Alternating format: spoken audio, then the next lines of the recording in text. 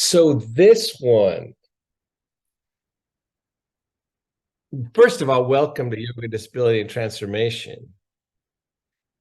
Maybe this will end up being fully coherent. Maybe, like, I always give myself a leeway. Remember, I'm making a quilt really quick full of all this discordant patches. And if we do it really well together, you'll start to see if you can see the beauty of the pattern, not of what I'm doing, but what we create together here, that's what's about to happen. There's going to be a lot of little sections that look like they don't make a full pattern, which I'm not sure they do. They can only make a full quilt if you see it that way, right?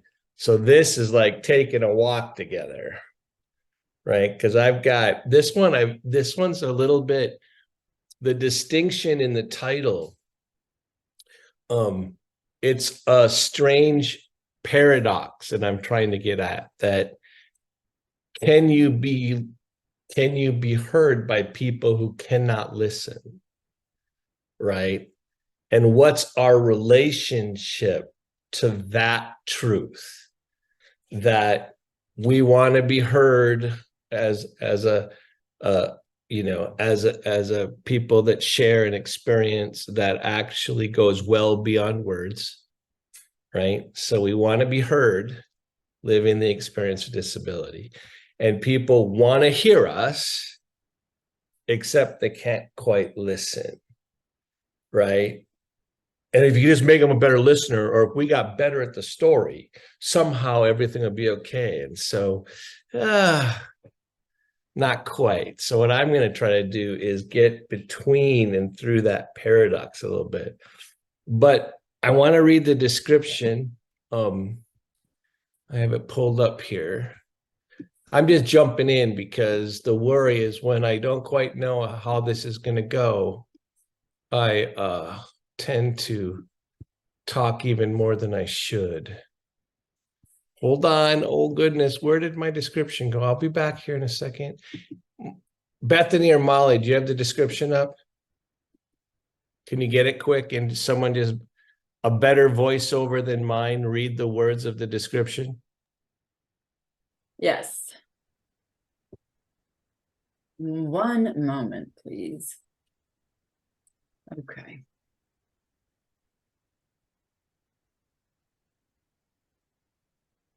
So today's description of today's conversation being heard by those who cannot listen or can't listen. Too often, living with a disability is like being in a community of one, even amongst our closest friends and family.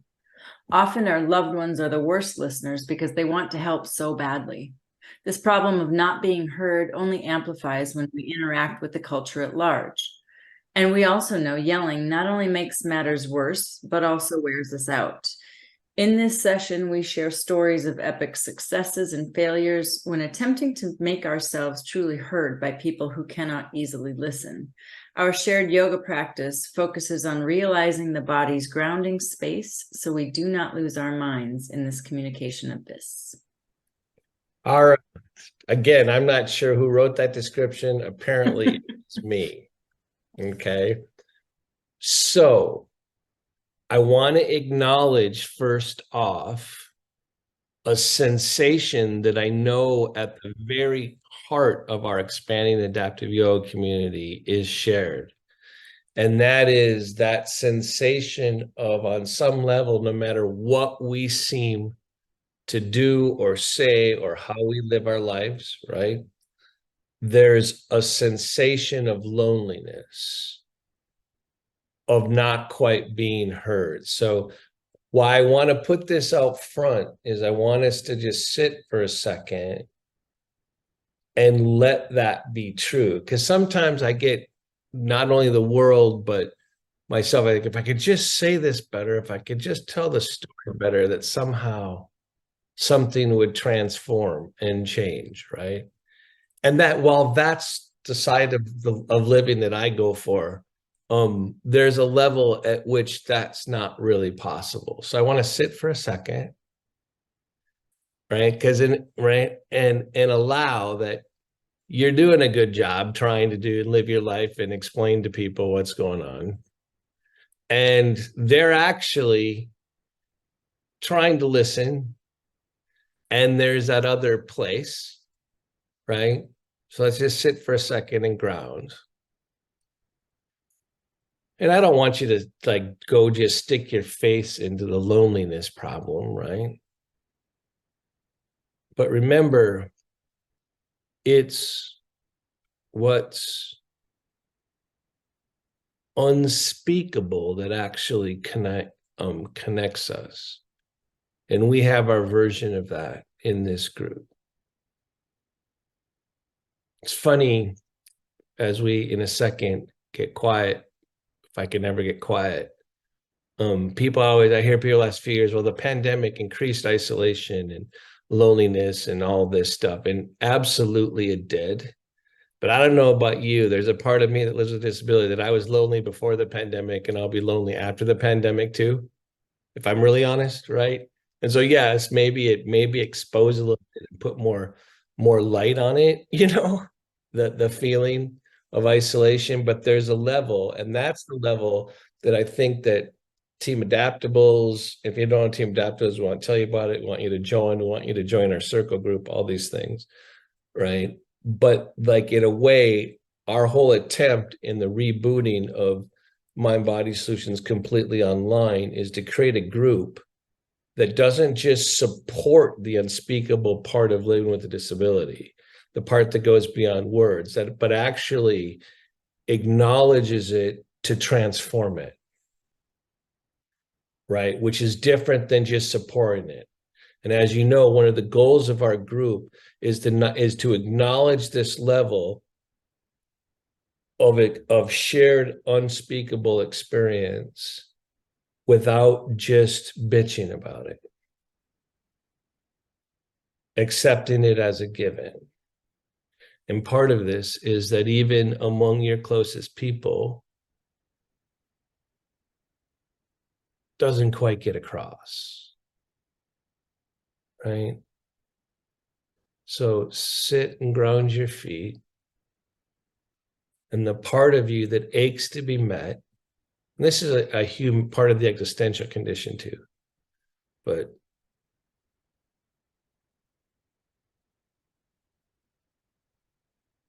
with the exhale, when you live with a disability, you're always managing and working against something so you don't sink faster as the drowning shark, right?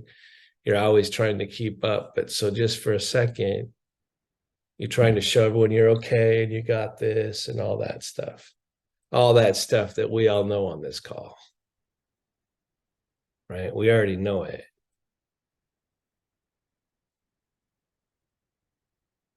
So on the exhale, you stop wrestling.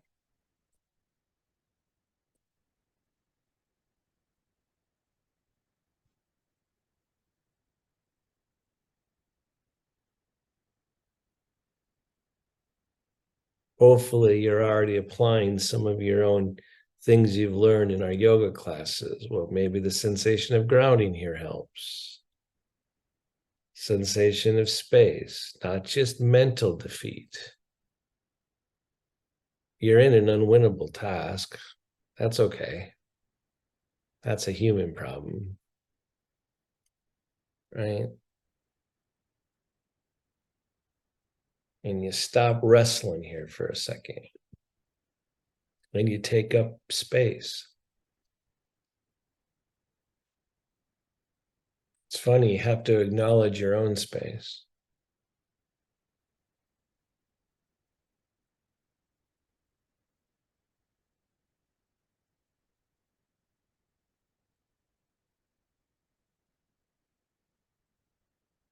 And as you know, with Mind Body Solutions, we think that actually has to start with your body, not your mind.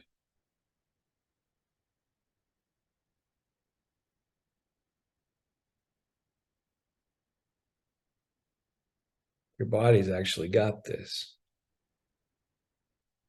It's the warrior. The inhalation, the exhalation.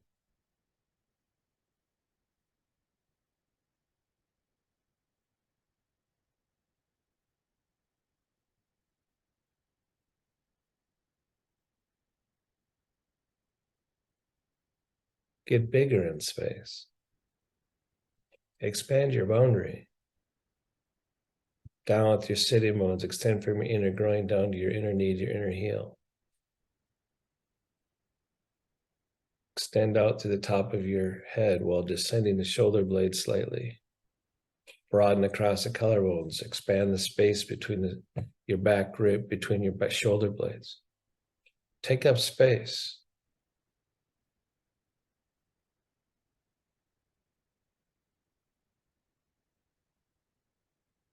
Don't be afraid to be empty. Lips together, teeth slightly apart. Soften the inside of your mouth.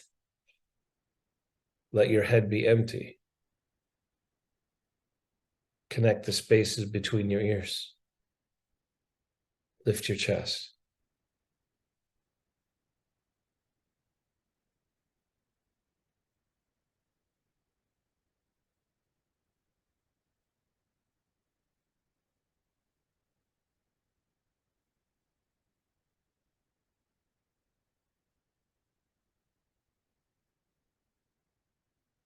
Good. And then release. One of the really profound paradoxes, I think, of existence, but is that the same source, the energetic source of loneliness and the energetic source of motivation and inspiration are actually the same. They're the same. It's whether you're going to experience them by judging the space with your mind, or you're going to inhabit the space from body to mind, right? One of those simple, really hard questions. So, all right. So let's talk for a second.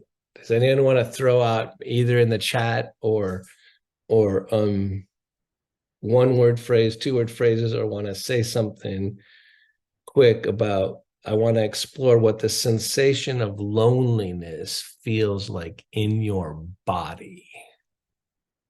Remember, your body's not afraid of being alone. Your mind is, right? So when your mind's stuck on a certain sensation of isolation and stuff, how does it manifest in your body? Of course, I've got, I think, some answers here. Let's not get too freaking serious. I see some pretty serious faces on the screen. Don't forget, there's strength here in identifying it. Once you identify it, it starts to transform. So sensations of, how does it affect your body? Is anyone writing anything? Constriction. Loneliness is like a weight. Yeah. Tightness in your chest, ache in your chest, tired. Yes, these are good ones. Damn, you shivers. I like that. Dave, I like that. Actually, I know that one. That's when it comes on really strong. You go like, oh my God, it's like a wave. It's like an avalanche suddenly where you realize, whatever, right? Like a seizure, like a seltzer below the diaphragm. I like that one. The writing's getting is getting more and more descriptive here. Did I miss any of them? I can't. I'm not opening the chat. I'm seeing that as they come through. There were a few: contraction, heavy in the heart, free falling through space. A subtle hum of sadness. I see that one come up here. These are good. How come we're so good at describing that? Damn it, right? But you got it, right? Makes you smaller. Misunderstood. Yeah. So pretty good. But now, can you have those thoughts and not get stuck there without denying them? Right? Remember, certain words disconnected. I'm missing some. Oh my goodness. There's a lot coming in here. These are freaking good. Okay, I might have to open the freaking chat and look at them all because I feel like I'm missing some. Chat 19. See, occasionally when the loneliness comes at a time of real vulnerability, It can be paired with rage. Makes sense. By the way, don't you think rage is one of our greatest survival skills? You know what it does is it makes sure what's inside explodes outward, right? It's actually anger is one of the survival responses to the mind-body problem, to the profound. Remember, the inwardness is infinite. It will keep falling for our minds a sense of down, right? So emotions, and especially, and like there are certain emotions, I think, or certain sensations like guilt and shame that really make it fall inward, right? And then there's responses, right? And anger is one of the ones you don't have to think about. You just get to move from inside out and have it come into the world. I do like the idea and the important line by Thich Nhat Hanh in response to that one. By Thich Nhat Hanh is, I love this. By the way, damn, I need to keep like seeing that guy, right? Thank God there are videos and stuff because I like to watch his body. But he says this line, everyone has the right to get angry. Everybody. Nobody has the right not to transform it. Right? And that's part of the task. You don't have to do it all at once. The sensation, so boy, there's so much sensation of being small, insignificant. I get that one. That's one I want to focus here in a second. Somebody's already having to log off. Shame, a fight or flight, ache in the heart. Yeah. Wouldn't you say that if there was one theme, there isn't one word here, but like all of these in some ways, until you get to the rage part or the outward expression, there's a feeling of taking up less space while simultaneously feeling how large the universe is, right? The insignificant. There's something about it that's like, wait, right? So, one of the motivations, and, I think about this isn't just when it comes to disability, because I think a lot of us are lonely, right? And, and I think it's part of the human condition, right? And it's an energy that is transformative too, right? And that's part of the hard part of the paradox. So this is good. Apparently you all have studied the sensation of loneliness and your mind's figured out how to describe it, right? That's good. Just don't get too good at it. You don't want to get too good at stuff, right? Especially that kind of stuff. All right. So, but I would say on a more less descriptive, elegant way, if I were to oversimplify, the sensation, when the mind perceives loneliness, you tend to drop your chest, right? Which is kind of, when you take it from a, makes sense, right? The mind sensation of loneliness. If you think about the center of the chest, I don't mean the heart, the emotional heart, that's all great stuff, but like literally this part of your spine, it tends to drop, right? Right? That one of the epicenters, like the sensation of loneliness, like makes me drop my chest. That's the seat of consciousness. It tends to disconnect instead of connect, right? One of the reasons why I started Mind Body Solutions and yoga was so transformative for me was that I realized that if I tried to solve, by the way, this is something I can't live because I freaking have spent my whole life working on stuff like this still. And I'll try to talk about that motivation later, not just mine. But if I try to like fix the world before I lift my chest, if I try to make the condition of the world getting better before I just learned to lift my chest, I'm never going to lift my chest. Okay, so one of the non sequitur solutions, which led to why I called it mind body solution, was that at some point, body awareness, exactly because it's not directly related to the things that make me drop, body awareness as a non sequitur is the only recourse, right? That if you, and I don't want to get too deep into this because some of you have heard this before, but I believe that it's not just the experience of disability. I think that human beings are in a situation of where the awareness, the mental awareness to process the actual state of what's going on is so difficult that will lead the mind to angst and inaction, right? That we have to have our bodies now. That exactly because our bodies are here without judgment, they're actually the transformative beginning of change, right? So that's why I teach, one of the reasons why I try to share body awareness. So again, just sit up straight and tall.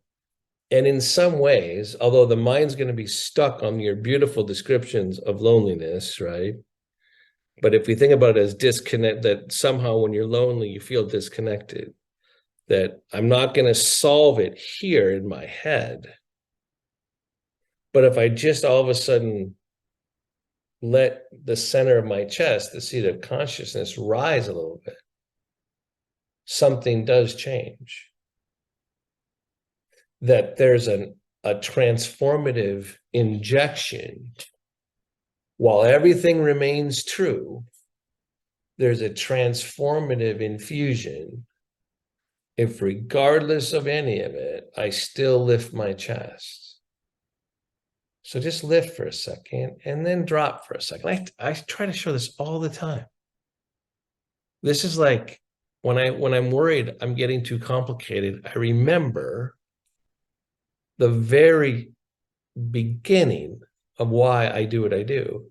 And it's the change between this feeling and this feeling. Now, there's some good things that I think about. My mind comes up with probably the book I'm writing when my chest is dropped. It's very hard to write with a lifted chest, right? But I can have it, right? And then drop. Notice on the drop, you kind of naturally exhale. It's really not so good. It's kind of violent if you drop your chest and inhale, right?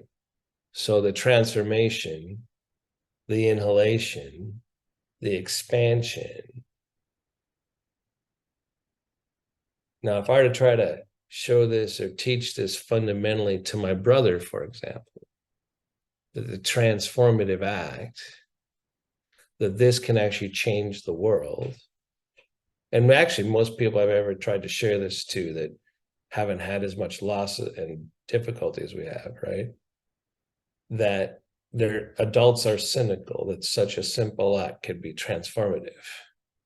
Oh, the world's not that simple. It's absolutely not. I don't know. I'm not so sure. Right? Good. And then release. So however you do to transform your sensation of loneliness, that is what brings this group together on some level. It's not the only thing. Practice it. Right? Like practice it on a sensation level. Right? That's kind of up to you. All right. So moving on. So we've nailed the sensation of loneliness. Let's go back to the name for a second. This is where I'm going to ask your input again. the name of this one, being heard by those who cannot listen. So no matter how this is used to be one of my fundamental objections to only teaching people disability meditation. It's like, no matter how good and set I get with everything, man, living day to day with the disability actually still sucks, right? Maybe the meditation will help me accept and be okay with stuff, kind of, but when things are shitty, they're still shitty, right? That's just what it is, right? That's just how it goes. And so in that experience, right? What do you do? Like, what are some of the telltale signs? So, and no one's going to quite understand that level, right? And there are just some telltale signs of when you're not being listened to. Like, so how do you live in a world where someone can't quite listen and they're not exactly to blame? You're not able to say stuff in a way that can explain, so you're not to blame, and you are still in that paradox where both things are going on, right? And I'm trying to say body awareness is one of the best ways to do this. You know, one of the things I resent, and this, I shouldn't say resent, but I probably feel it, is when somebody who believes that if you just breathe better, your life will get better. There's some truth to that, but it, like, if somehow that breath is the panacea for everything, right? It's not. Except, yes, or living more in the present moment. There's another like bullshit line from somebody that because you can never fully be in the present moment, but that's okay because you've had a whole life, and I don't, but it does help. This is good. Breathing's good. I would never argue against breathing, right?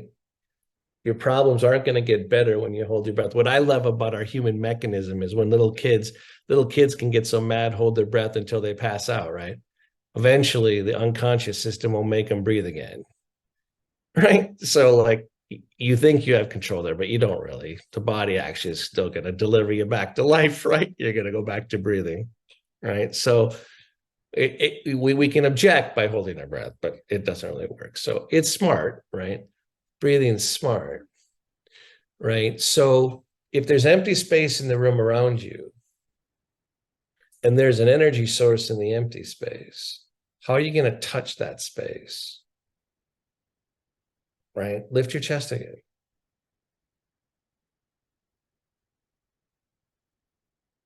Right?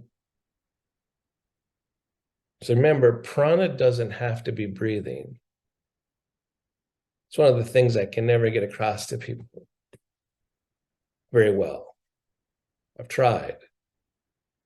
Right? And then drop. I'm less connected if my spine's not alert. Right? Sometimes my spine needs to be less connected. Right? But if I lift my chest, I'm more likely to step into my life. I'm more likely to inhale. If I drop my chest, I'm more likely to hang back,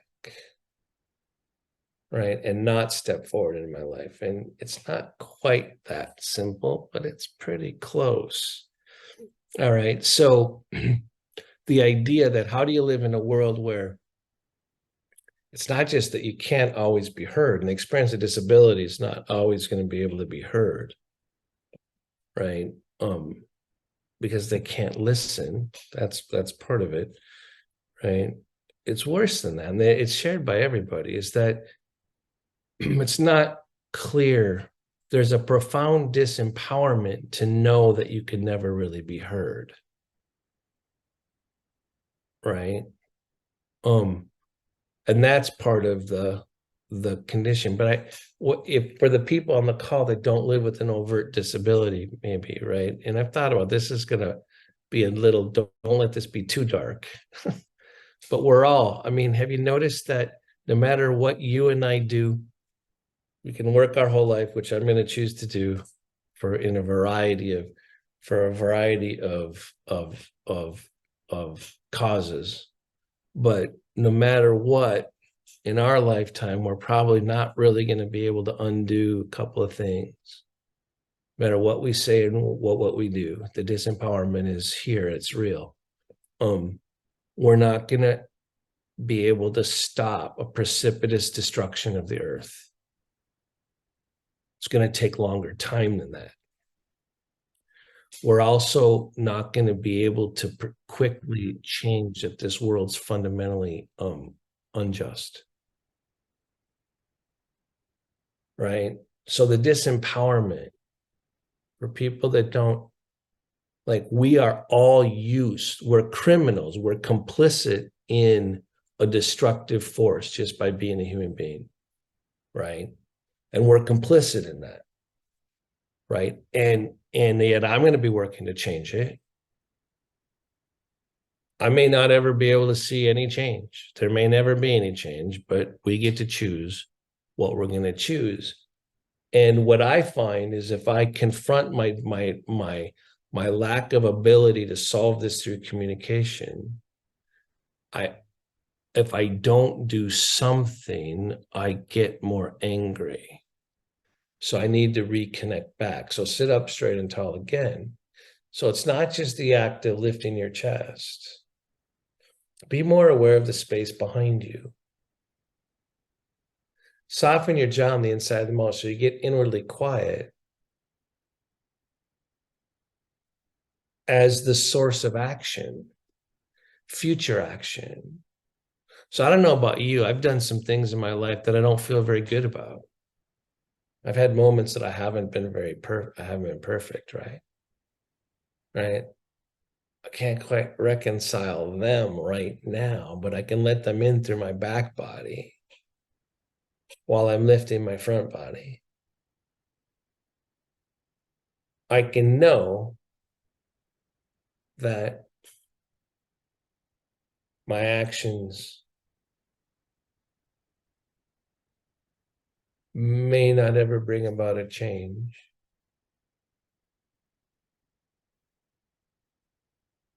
And my breath still goes in and it still goes out. I was lonely before the pandemic. I'll be lonely after the pandemic. My breath still goes in and it still goes out. And all the things I think need changing, my breath still goes in, it still goes out. I can choose to step into the world. I can choose to recede from the world. And the truth is, I'll continue to do both.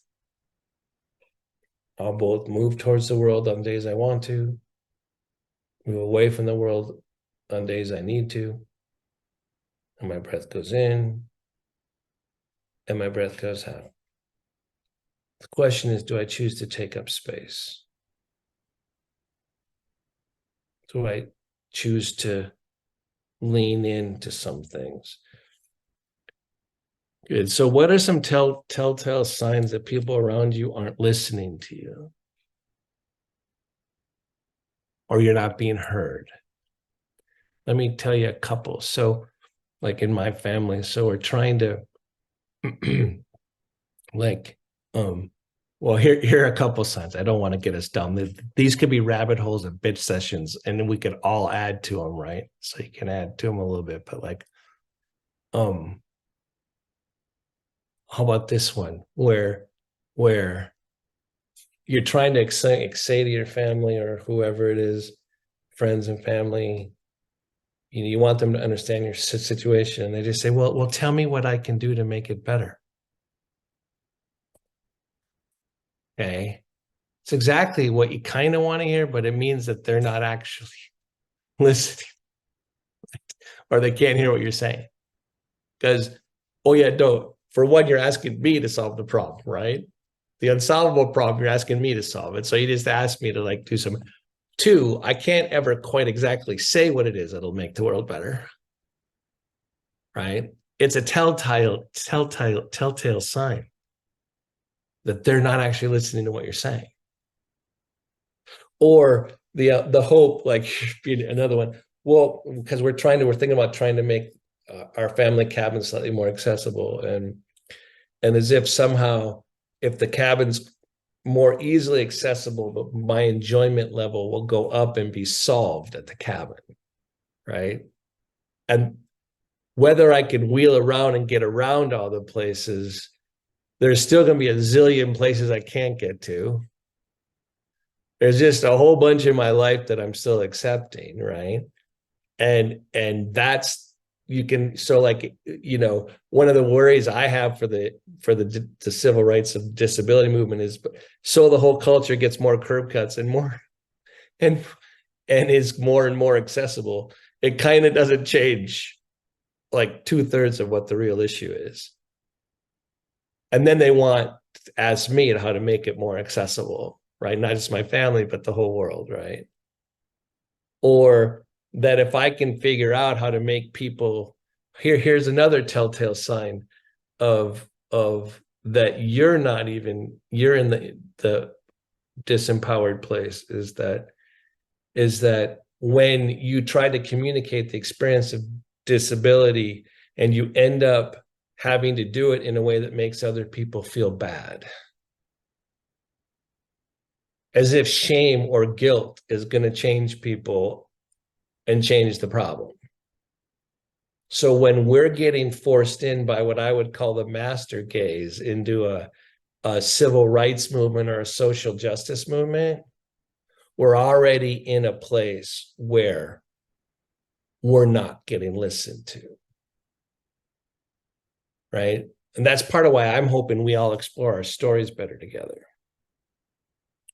What are some of your telltale signs? Or the person that is struggling with, like, for example, a lot of us on the call live with, here'd be another telltale sign of someone I know. It's like, oh, they're trying, but they can't. Like, a lot of us on the call live with chronic pain, right? And someone tries to say something like, you should try this supplement. Or if you just reduced inflammation and changed your diet, right? That somehow this unbelievable catastrophe that's my body after all these years, right, is going to suddenly get better. And I always smile and think this would be a sign of someone who's never really, really, really deeply been sick. Or when they hear about my family's car accident, they go, well, was there a drunk driver involved? Like some sort of cause. And we all do that.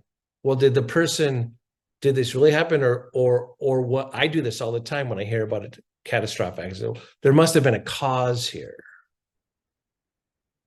right? We want an explanation. Did your father fall asleep at the wheel? Like all these things, like, because we all want to think that just can't happen to us. The thing we can't hear is that on some level, this world's incredibly random. Bad things happen. Bad things happen.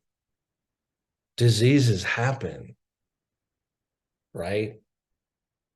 And there isn't always an explanation. Anyone else got any things they want? There are several responses in the chat, Matthew. Yeah. Do you want me to read them out? Yeah. So lack of responsiveness to expressed needs, eyes glaze over, flat affect in the face, frustration or impatience. Quote, oh, don't say that. It's not that bad. Unwillingness to roll their sleeves up to do the hard work of, quote, solving, coming up with possible solutions. Another one is unsolicited solutions that don't actually work, or at least don't work for you. Anything beginning with, you could just, as you just said. Hierarchy of pain, for example, I'm also tired. Everybody gets headaches, and so has cancer, and that's way worse than you. It sucks getting older. We're all getting older, as if our symptoms are only related to age.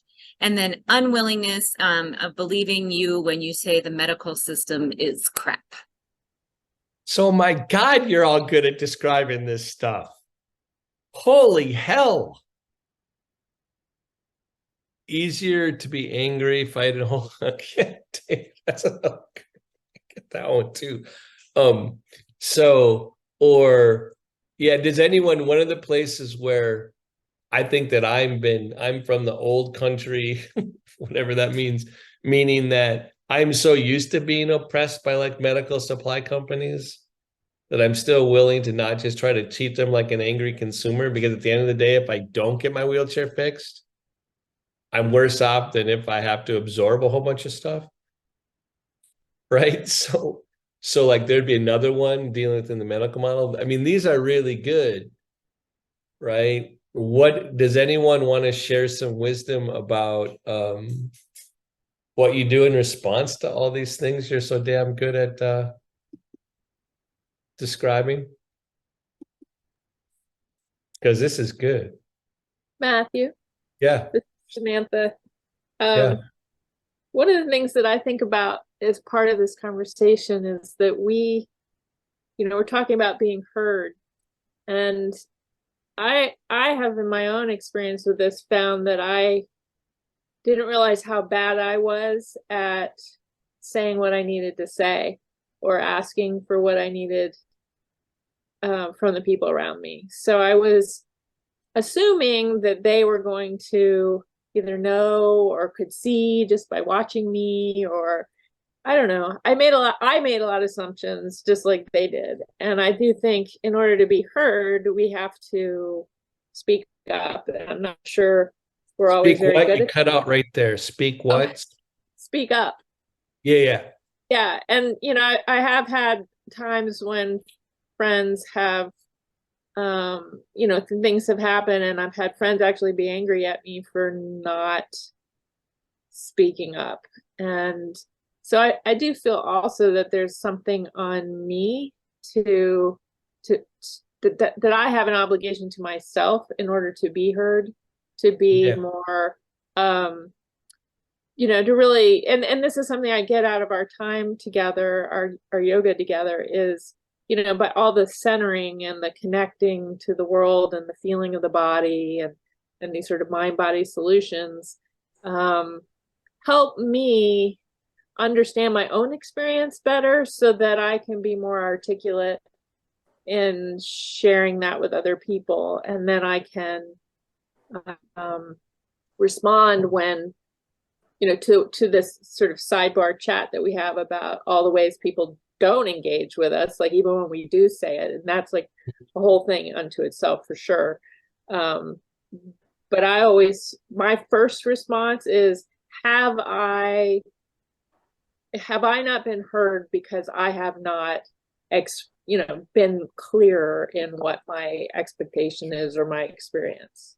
Yeah, I couldn't agree more. And in fact, I'm super committed to what you just said. And then what I was trying to get in the beginning of this was that even when we do it as well as we can, there's things that aren't just going to get heard.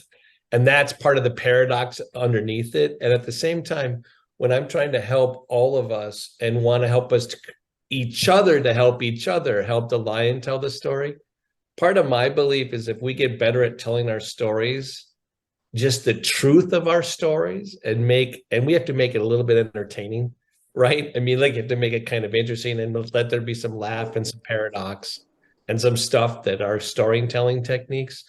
But like the truth, rather than, I think so often we end up not realizing how much even our voices ourselves are conditioned by the environment around us, by the culture around us. So our avenues of expression already fit into the master gaze. Yeah. I think that's why there's so few support groups that support disability right, or in the way that we want to join. It's because Well, we're and why already so set up. many support organizations focus on the anger, because Yeah. it's Yeah. really like there's this big gap between like the experience and learning how to express and how to work with the people we love to share our experience, and then in that gap where all that stuff gets lost, then we get really pissed off, right? Because that's the other end of it, is like, you're not hearing me, I'm not getting what I need, I feel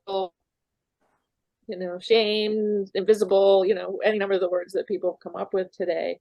Yeah. And that there's a space in between, which I feel like we're trying to hold in our yoga practice, where we're trying to connect. I mean, we're literally trying to connect with the world in a different way so that we can know ourselves better, but also hopefully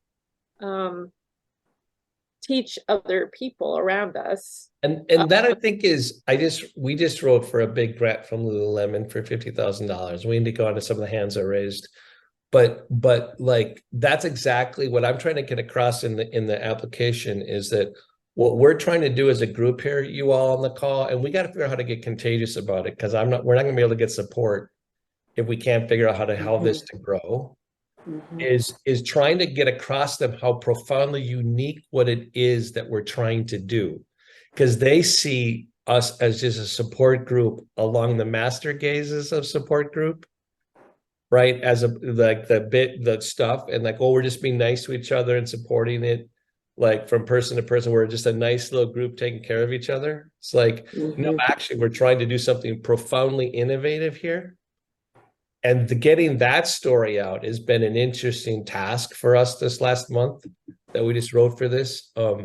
So let's go on to there's a lot of hands up. Let's go on. That's exactly right. And Samantha, I want to reiterate, and I think we need to do our own work with finding our stories and getting and educating out there. And yet, even when we do that, it's going to have limited value too. But what else are we going to do? Right. Right. So Angela, your hand's up. I'm going to kind of go down the line here. Yeah, I wanted to talk about expectations, because I don't have an expectation that another person is going to get it. So it's not about how well I say what's going on. I don't have that experience of people getting it. I don't believe that they can get it. And so that stops me right there. That's been my experience. Ooh. Yes, that's a good one. And there's like, for me, I've got all this other content waiting that's like kind of a response to that. Yeah, yes. And so you still, oh yeah. I just want to let that sit in the truth for a while before I start trying to respond to it. And so part of it is for sure the expectations, but the thing is, what I take solace in is that, and this is why solace isn't the right word, I take something in, is that people want to get it. Right? We want to like support each other. Most people are good that way. So what I was trying to say, that it's not just that we need to tell our stories better, and we do have our work to do. And it's not like the people who can't quite listen don't want to listen. There's something in the attempt that matters, right? Because that's, for most, the majority of people do want to be kind to each other. So that's part of where I take them solace. That's a good thing. I need to just stop there, because otherwise I'm going to take up too much space again. So next one up. Yes. But I want you to have more hope, God damn it, Angela. And I'm not sure how to say that, but that's part of what I want to say. All right. You're up. Gail. Yeah, it's Gail. Wow, there's like so much on my mind from what you've been saying. And I kind of chuckle when you're like, I don't know who wrote that title, because I thought the title of our discussion today was fucking brilliant. It was me. It was a I version of loved me, yeah. Did you, yeah, and I got that, but I was just like, it's such a good title. And I feel like what we're discussing in regards to like loneliness and feeling small and shrinking away versus stepping into the world. I feel like that's a human issue. I don't feel like it's just an issue for folks with disabilities. I feel like the disability exacerbates the chances of that happening, and it maybe intensifies some of those feelings, but I do feel like it's very much a human condition. And in regards to, whether it be that I'm not advocating good enough, or other people maybe want to just problem solve or fix it because they're feeling uncomfortable with the pain that I'm feeling. Like, regardless of why they can't hear, because I do think there's a lot of our own conditioning and our own traumas that come into how well we can advocate and how well people can hear and all of that. And I don't want to say I'm going to just put a blanket statement out there saying that, people aren't going to hear my needs. But when my needs aren't getting met, one of the things that I do is I try to have an awareness about not expecting another human being to take care of my need or understand my need. And so I try to do that, like, U-turn and take a deep dive in what is my body feeling right now? What am I needing right now? And I try to offer it to myself as best I can. And I don't know as though that's, maybe it's cynical, but maybe it's also just like years of learning that like the best person to meet my needs is me. And Thank we're you. all still learning that, right? That's an ongoing thing to keep learning. And it doesn't take away the wish of wanting other people to be able to meet my needs. Because gosh, that would sure be lovely. But I just feel like I can bitch or moan or go into shame or go into resentment, or, there's all these ways that I could choose to respond when other people don't meet my needs, or I can take accountability for the fact that it's my need and try to meet my need. And I feel like and trust me, it's taken years of practice and years of therapy to get to that point. But I feel like there's always a level of choice in anything that we do. And if I want to get out of my own suffering, then what can I do to help myself? I think it's an important question. I don't know. I think you might have to step into our community even more and open your mouth more often. Would you do that? I would love to. There's a energy and time issue as far as like how much I'm able to participate. And so I always salivate when I'm able to join because I'm so excited to be in this group. All right, when I good. can. And thank Yeah. you for the invitation and encouragement. Yeah. to I try think to you're saying some great stuff. I don't fully know what condition you're living with or what is your issue. Is that something you're willing to share, or is that not what you're ready to say online? Yeah, Okay. I have multiple sclerosis. Okay. And so I don't have physical impairments. I actually have more cognitive impairments and more energy impairments. Gotcha. All right. And so I feel like the cognitive stuff can come in sometimes with being able to even express and advocate for my needs. Yeah. Um, I just find myself getting older and dumber. So I don't have MS to help me out on that one. All right. Well, that's awesome. Well, we look forward to more when you can, Thank you. and when you can. Thank you for offering this. It's Oh, yeah. No, we're so trying to figure out, we just have to figure out how to grow and get more contagious in the next couple of years so we can keep making this story grow and get other people interested in what we're doing to help them understand how unique it is. All right, Laura.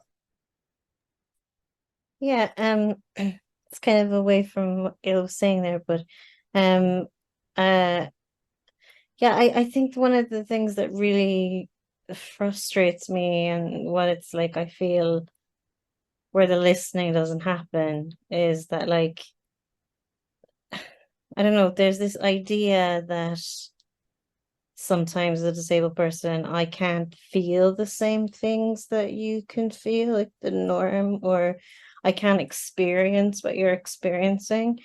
And to be honest, like, just to be a human being, we can all feel the same feelings. You might just come at it in a different way, or I can have the same sensations, it just might take me longer to get there. And I think sometimes the kind of assumption that I don't get it is kind of dehumanizes a person, because it's like when people, and I don't mean this to sound bitter now, but like when it's like when people with children say, well, as a parent, like when that happened to a child, it's like, it's because I'm not a parent doesn't mean when I see something happening to a child, I can't be like, that's horrendous. But, it's like I can experience the same things. And also, I guess, what frustrates me is that I think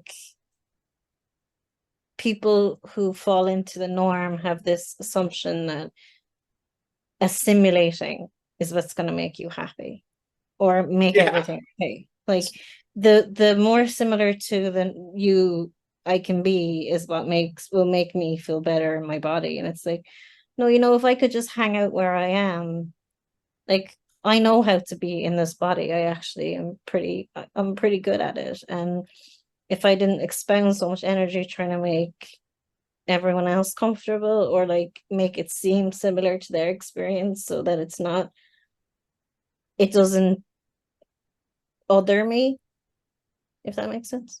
Yeah. Then I would, I think, be able to, if people could hear that I'm okay where I am, rather than being like, well, if you did this, you'd be more similar to these people. And I'm like, okay, but like, do I need to be more similar to that? Or like, do I need to be more normal? Is that the key to happiness? I don't know.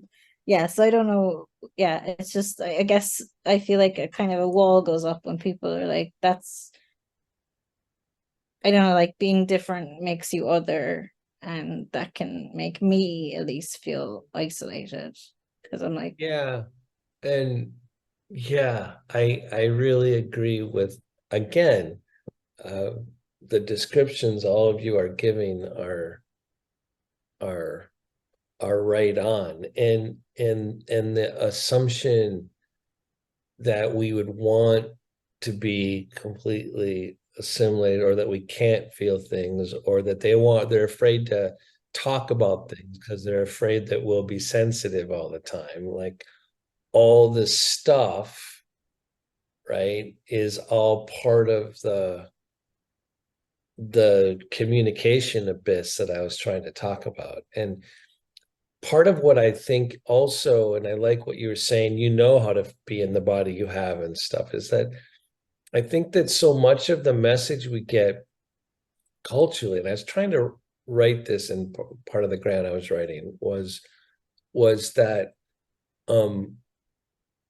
that not only is our culture afraid of disabled bodies because they're afraid of their own body getting disabled, but like, we as disabled people, living with disability overlook our bodies too. Mhm. Like we don't even quite even know how to be in them on some level because we're always trying to do something to keep up or do something to fit in or do something not to be othered. And so Mhm. part of what I was trying to get across in this part of the grant was like, what we're radically trying to do is try to start the experience of disability from the body out. Yeah. Right. So we try to say, I find taglines that then as soon as I find a tagline, it gets hollowed out. We support the experience of disability from body to mind, trying to help people hear what I mean by body to mind support. It has to do with people with disability also themselves realizing that their body's the best home their minds can ever have. Right. They're Right. like, right. And And that's a really hard thought or a but hard also conversation. the idea that, like, when we're in yoga class and you're talking about sensation and you're trying to say, underneath that, where is the feeling, or, where is that sensation coming from, or do you, whatever. It's like part of the disembodiment is not only from my injury or condition, it's also from conditioning of looking out to see, are you okay with me having this experience? Because is it making you uncomfortable? So much so that I don't even know where my own sensation is or what is happening in my own body. Because I'm like, well, is this making all the other normal people feel uncomfortable? I don't know. Like I think the wires have got so crossed that I'm like, am I trying to be more like you or am I trying to be more like me? I'm not sure.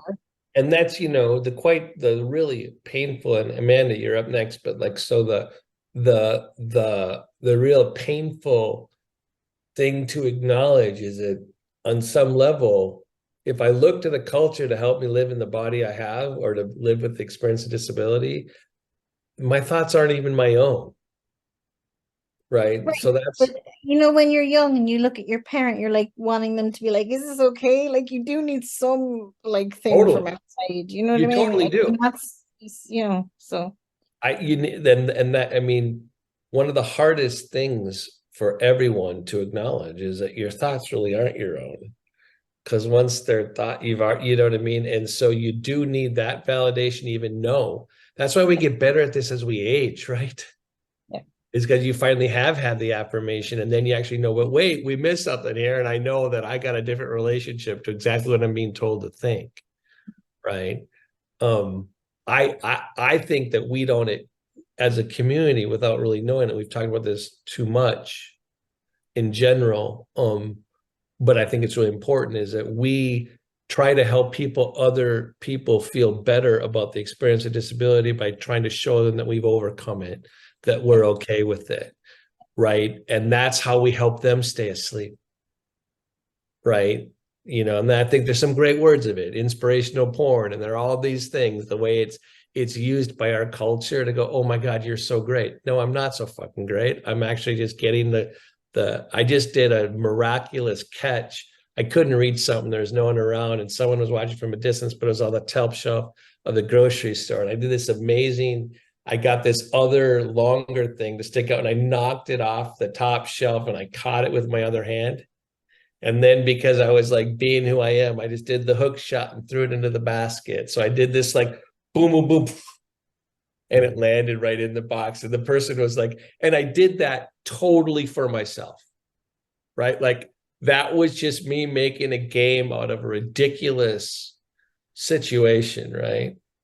But they thought it was so great. And it's like, no, that wasn't even for you to freaking see. I have a game inside the game that keeps me going on, and it's for nobody else but me. Right. And 25 years ago, I might have gone, yeah, that is pretty cool. I can do that. No, I'm actually doing that rhythm game because I'm having fun. Amanda, you're up. I hear you can't raise your hand. Well, I can, but in a yoga class, work this out. We raise our hands and my hand goes up because I want to speak. Here, I raise my hand and it doesn't go up. So there you go.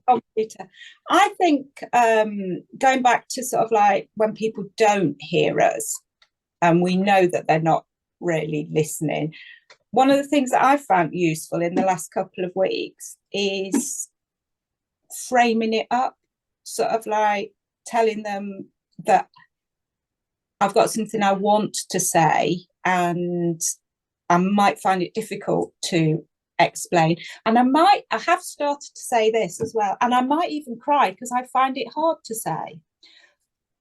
But also, I've found, like Laura was saying about needing that validation, I've found that talking to like Laura and people on Circle, to sort of like run things past them, to say, is this an unreasonable expectation?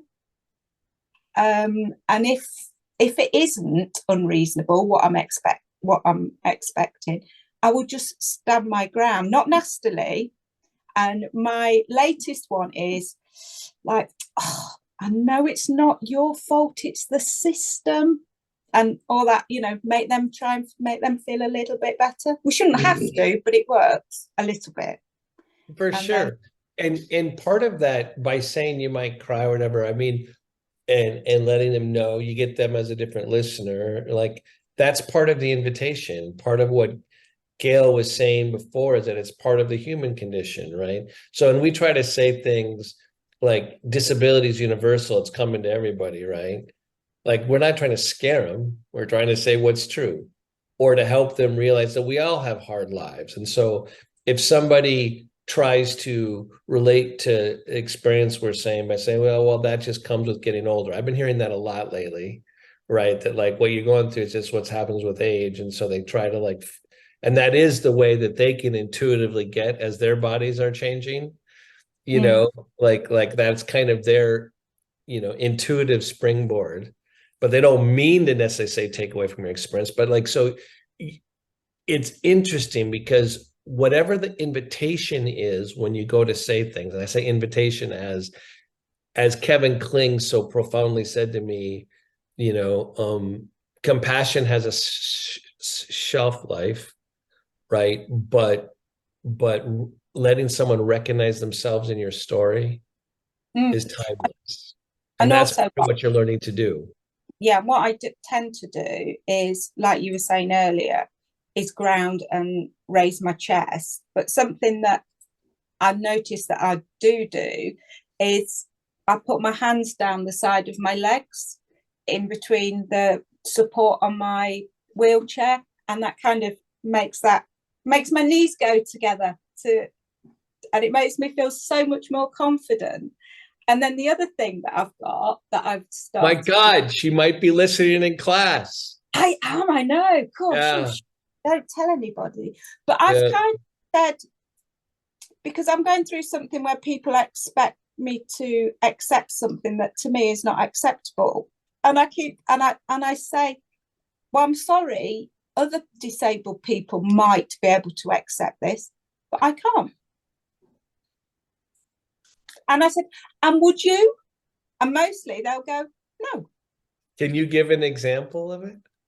I can. It's to do with the bathroom. It's about when I lose my stand ability, that here in England, it's totally acceptable to get a caregiver to undress you in your bedroom, put you on a portable commode thing, wheel you through the house over the toilet, do your business, and then go back in the bedroom when I want a toileting hoist in the bathroom.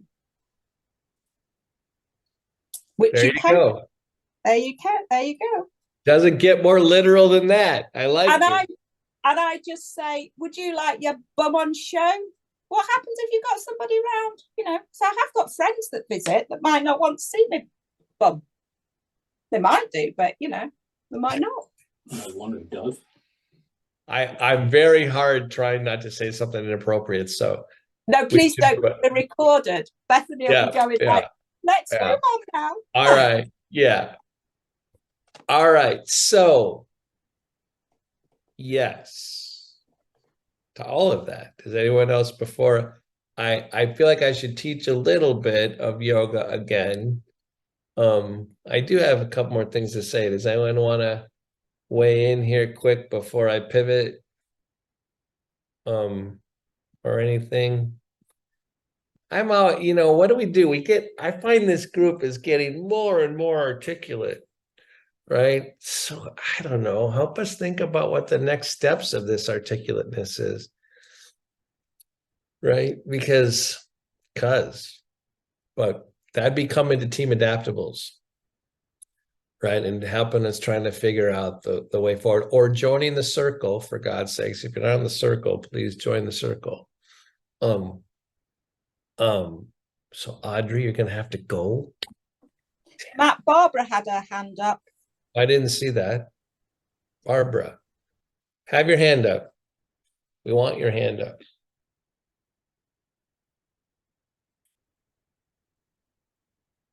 No, or is that a no to the hand up? Oh, no, Okay, yep. it's up. So you're we can hear you. Okay. Something that I struggle with is my own kids. And I have a genetic condition that was diagnosed about 10 years ago, 2 genetic conditions.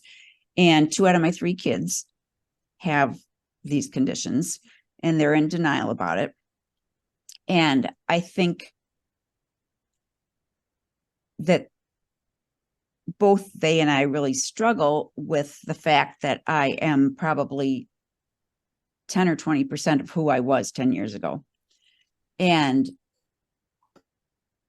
But it's like they're not willing to acknowledge that. They're not willing to help. They expect me to be as I was, and I can't be. And so that's a struggle that I have that is more, I guess, more personal. So they tend not to come around. And I think it is because I am a shadow of who I was. Of course, I want to fix that right off the bat. So my first utterance are like exactly what we're trying not to, right? So I get that. I am all on a joking side. If this is what 10 or 20% of you is able to articulate, I'd be almost overwhelmed if you were at 100%, because I think you just said a whole bunch of things there. Right? Like if you said that 10 times better than what you just said, I'd be like, oh my God, I think my ears would shut down and I'd go to sleep. Right. But I do think part of, I try to have compassion for people that are having to function and channel energy with the genius of human beings to practice denial as an energy source. Right. I mean, I'd say, denial will eventually not work, but it's self-protection, and that on one level, but they're trying to figure out their, and I mean, this would be an application of all the things, what's got on the whole call is that part of it is that I don't know your life, Barbara, I just can't believe you're only at 10 or 20%. I think I hear your grief in that, right? So there is the side of it that Samantha was talking about you got work to do there, because you're not 10 or 20% of anything, right? Just so you know, but again, I don't know, this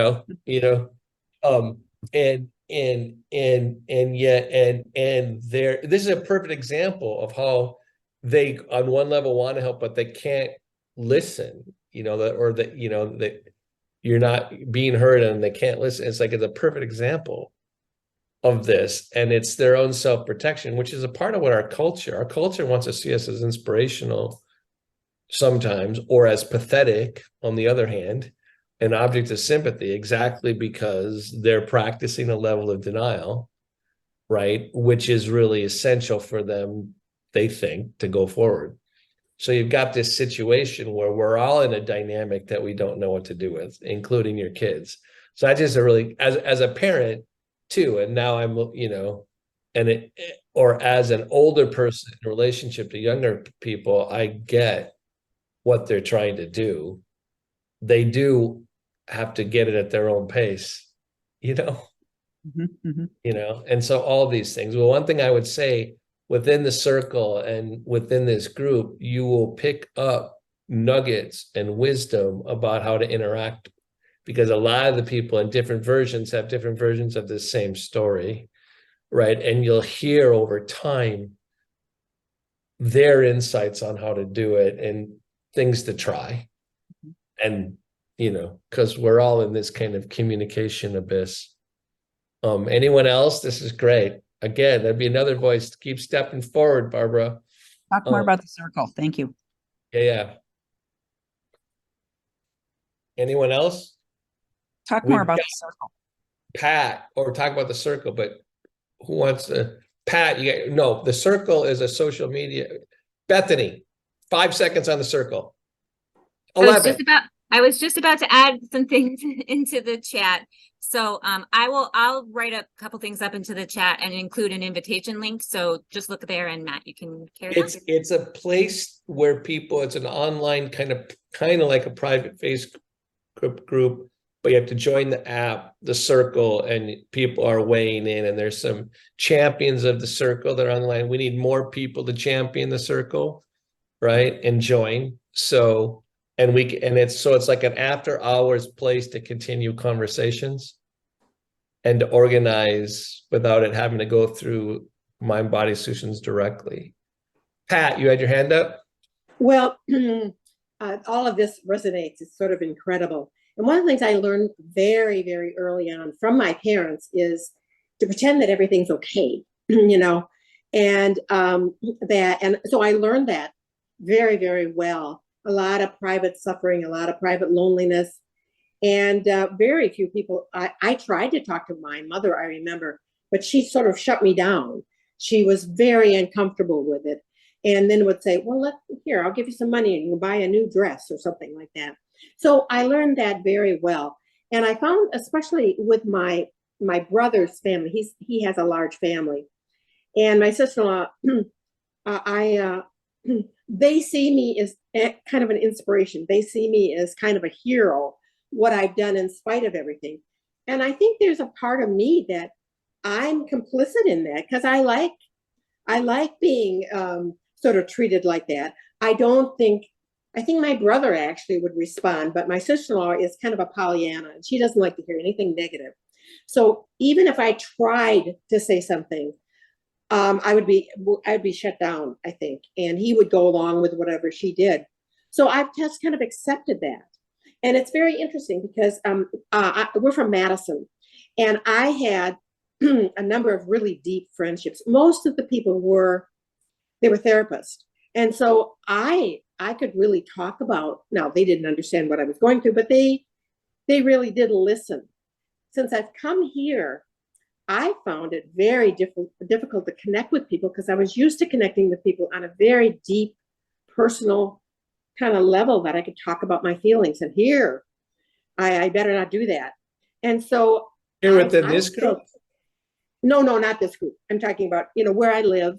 Okay, got you. Okay, yeah. Kind of where I live, and just in general in Minneapolis, St. Paul. Okay. So I've learned I've learned who am I safe with, and I learned to read people. So I kind of know who I might be safe with and who I'm not. And I don't take risks.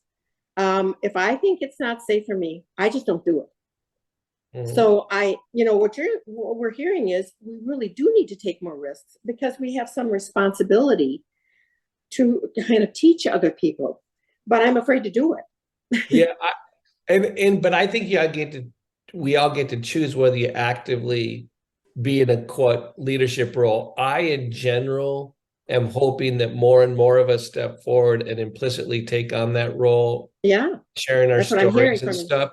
But Mm-hmm. in our group, in our adaptive yoga community, not everyone has to lean into that role. We need all takers in our group. And you get to step into that role in your life and other places if you want, within the group, whatever, and you get to step out of it, right? Mm-hmm. Like, and go through a phase of your life where I just don't want, blah, blah, blah, blah, blah. And so it takes all of us to be able to have some of us be willing to step in and out of that role. I'm hoping that the group in general will become more and more by knowing our own stories amongst ourselves better, it'll be easier to step out into that role and step back to where there's more support, or a different kind of support. So that's part of the hope, at least. Oh my goodness, this conversation, of course, because you all are getting so damn articulate, or are so articulate.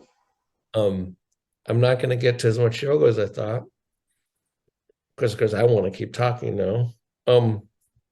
But in terms of kind of the segue off of what Pat just said about what is your role and when you get to choose it, and what, if you don't have to choose it, right? And to be, because I get tired of doing it myself. Yeah. But so one of the things about like living in this thing of knowing there's something unsayable about what we're trying to communicate, and getting back to the title of this, and knowing that in and what Gail was saying about the human condition, it is something we all share. It's disability may exacerbate it or expose it more. There's truth to that. There's also not truth, there is something unique about disability because it's so universal. And people being afraid of it. And one of the things so I'm going to end with the idea that couple things. One is one of my fundamental beliefs that I've been trying to teach, not just to people living with disability, or trying to share with, now you can't really teach this, is that you can take up space without being vulnerable. Okay, so and that's why we teach the sensation of grounding and expansion, and realizing that balance, the sensation of balance, is a dynamic thing, not just a frozen thing, right? That you can even have balance while you're off balance, right? And that there's a way, like the weird thing I did at the grocery store. I did this, and got compliment like I've accomplished something, but I was doing something just for me, right? Like, because otherwise I get mad that I, couldn't find one to reach it, and I had to do all this stuff. And like, there's a rhythm to your movements. And that's what we try to do at Mind Body Solutions is have it be the case that we don't lose our bodies in the process of living with a disability, right? Even when our bodies don't make our minds very happy, even when the culture, without meaning to, is guiding us away from our bodies into a narrative that helps them, right? And they just make assumptions, like what Laura was saying, that they assume we want to be more of the whole, but we do need some validation. So it's very, discordant thing we're working through. And that's why I hope doing it together. I really believe that whether it's feel or not, or whether you can't be heard fully or not, or all the causes of it, it's still worth trying. I get mad about something I read. There are a couple stories I want to end with. One is it's a koan, and trigger alert, this can be a hard image, but the East and West monks, some of you heard this before, are arguing over whether, about a cat, a bunch of monks, and Nansen comes up and says, unless one of you can say a good word, I add about the cat, I'm going to cut the cat in two. And everyone falls quiet. And Nansen cuts the cat in two, right? And he's bragging about it around the teachers are at their evening meal, and Joshu listens to him. And doesn't say a thing, and takes off his sandals and puts them on his head. and walks away from the table. And Nansen yells after him, "You would have saved the cat." Right? And that's the whole story. And the Buman, the 12th century monk that wrote these down, makes a comment that he enforces Nansen's edict oppositely. And I think when you have an unspeakable or an experience that really isn't fundamentally communicable, and you can't say anything that's really going to justify the cat's existence, right? And I think that's part of the, we all find ourselves complicit in a destructive path forged by human beings, right? We all are in this situation. That while we're being asked to save the cat, there's not one thing we can say, but there is something we can do. And that's Joshua's putting his sandals on his head.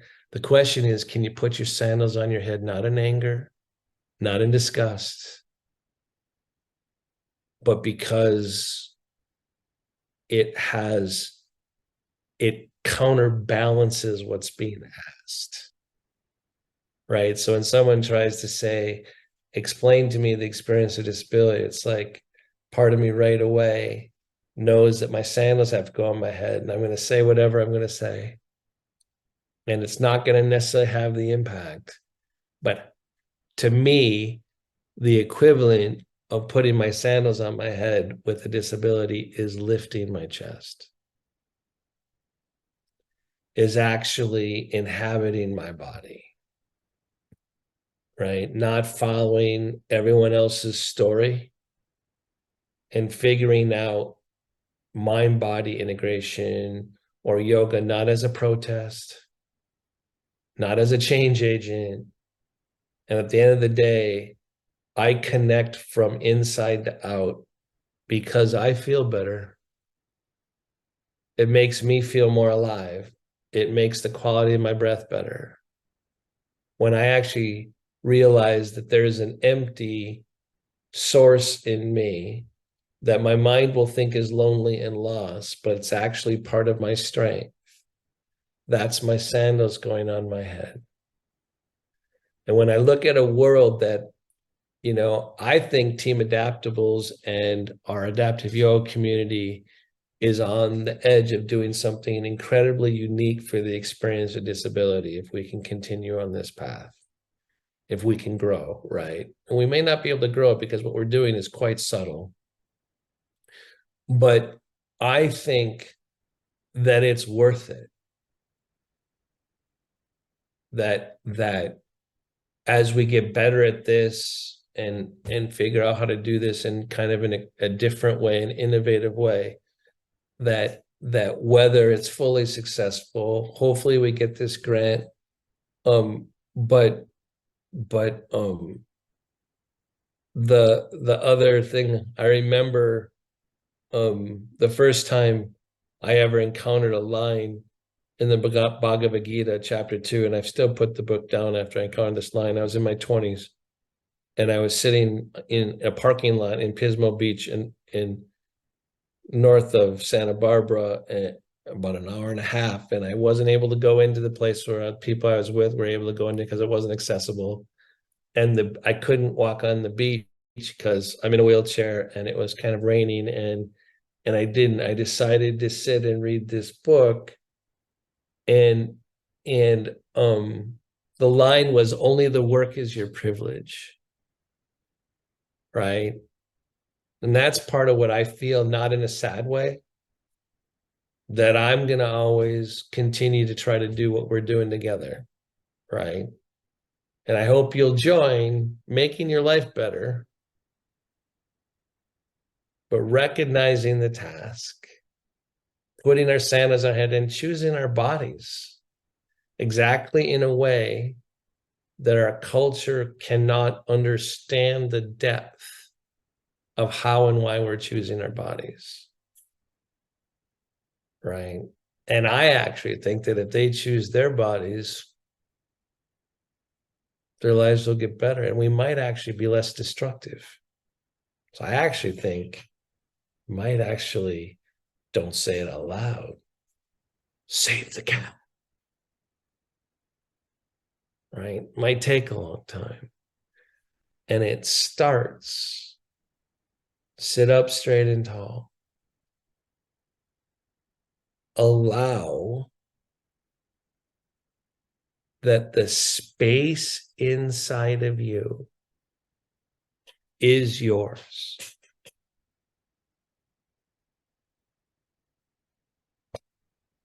The empty side that the mind gets afraid of, the softening of the jaw, the letting in, the feeling of vulnerability.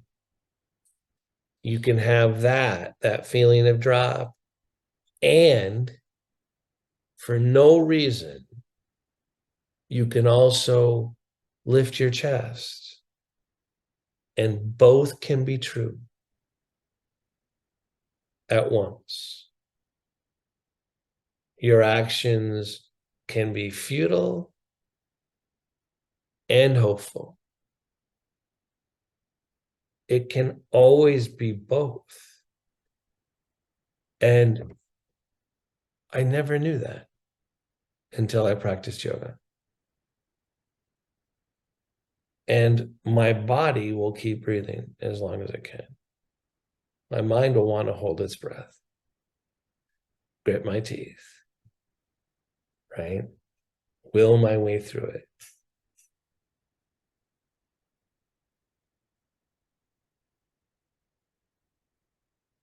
But I study asanas so we can fill this space. And when I do this, I don't know about you, I get a shit-eating grin on my face. Something about me starts to frickin' smile deep, right? Because I think I'm learning how to put my sandals on my head, right? I think I might be understanding what that koan means.